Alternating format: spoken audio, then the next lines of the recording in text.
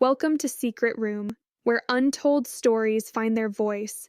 Every week, we share real stories that are too often left in silence.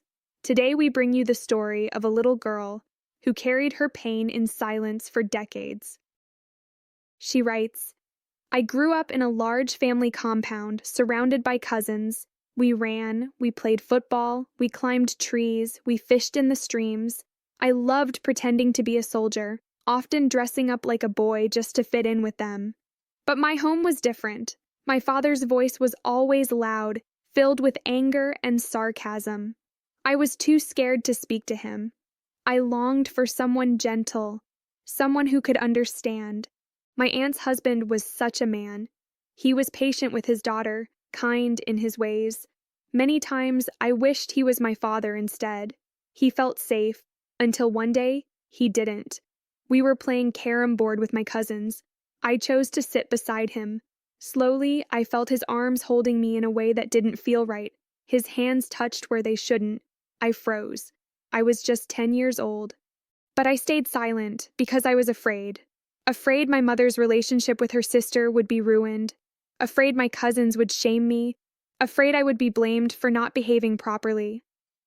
That day has never left me, and it wasn't the only one. A cousin once crossed a line too. On buses, strangers harassed me. Every time, I swallowed my tears until I was back home. I was just a child, yet I carried the shame of others. I still ask myself, why did I have to face this?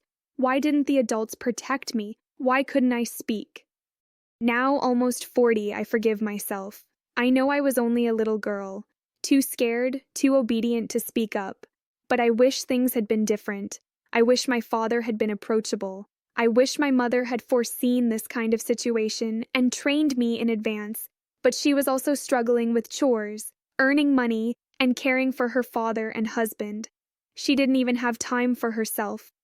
I feel bad blaming her for this. I wish my community had cared enough to protect me as their own daughter, as their own sister.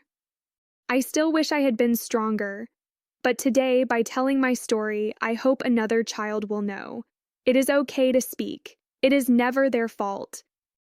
This is her story, a story of silence, survival, and forgiveness. Here in Secret Room, we believe that every voice matters.